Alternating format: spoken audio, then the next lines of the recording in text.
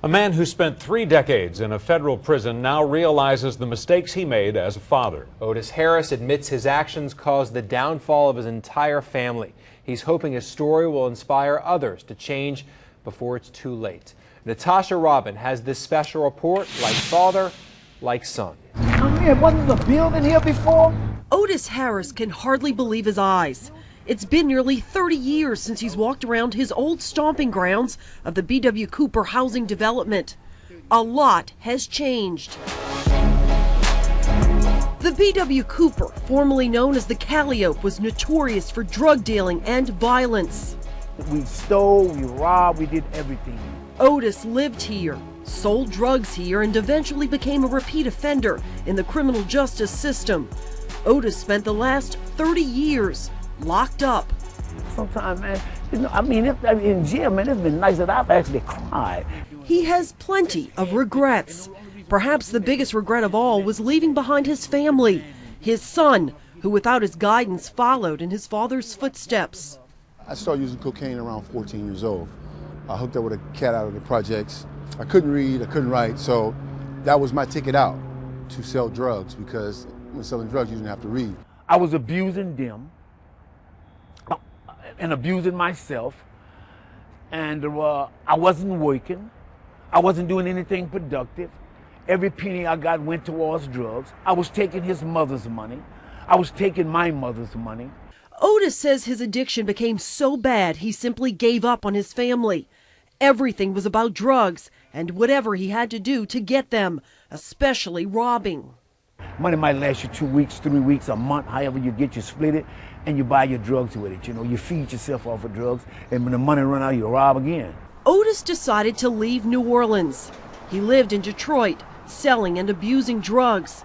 All the while, his son Amir was here in the projects, slipping deeper and deeper into a life of crime.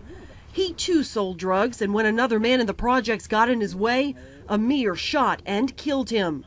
By then, I did time for that, got out, got back into the drug game. I was on drugs so hard, so deep into drugs.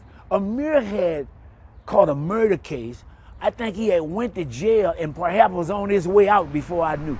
Otis decided to come back home, and Amir remembers the day vividly. I never forget when he came back and we walked in the projects together. I was so proud to say, man, I have a dad, right? I have a daddy.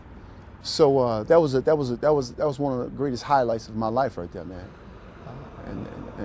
And again, you know, he was in the same business I was in, selling dope. He was using like I was using, so we had something in common.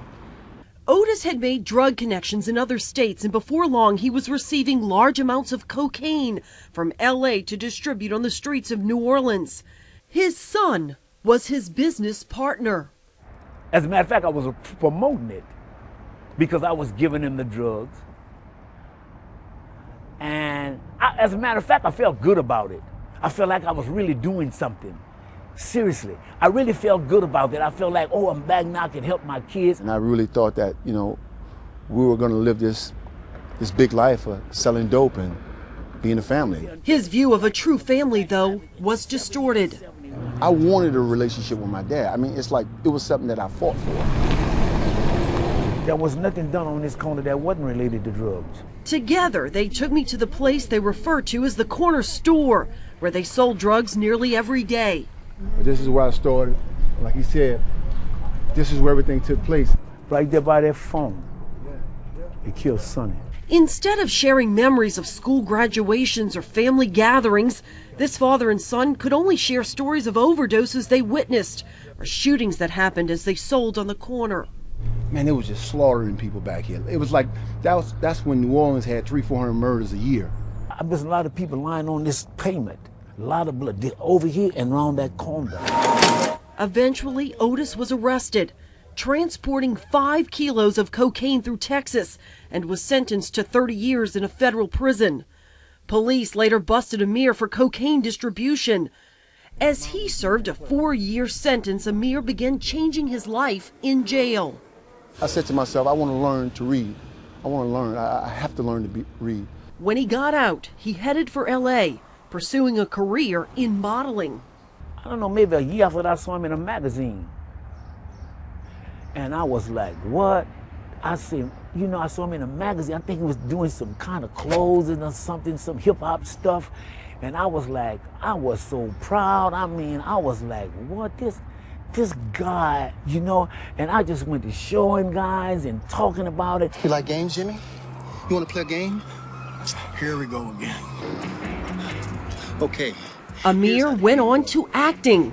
Eventually, he wrote a book about his life. He's a man. He's a better man than I'll ever be. I mean, sometimes I look and I say, I don't even deserve to be this guy's father. I remember her. She's a nice lady, though. She used to give us candy and stuff. Finally, they're together again. You know, it was like, I don't know.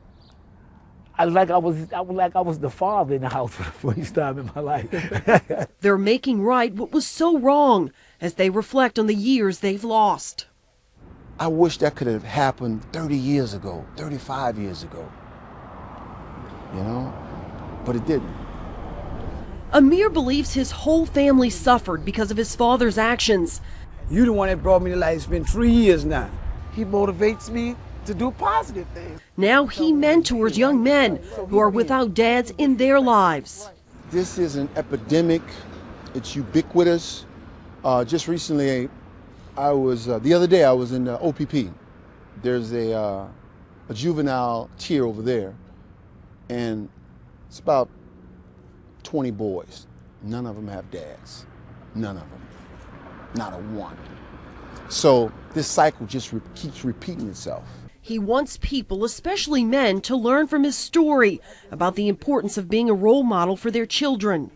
When you think about it, you said, well, these young kids are committing all these crimes, and they're heinous crimes. I'm not disputing that.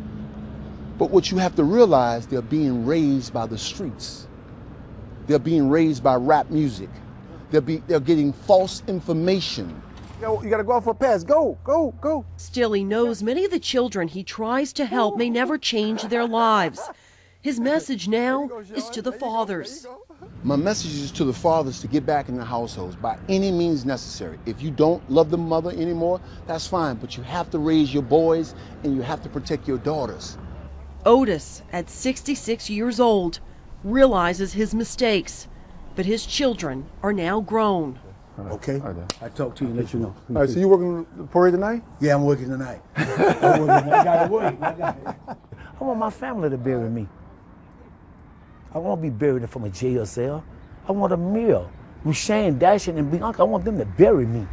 That's what I want. And I want them there. Because that was my dad. You know, and say that was my dad.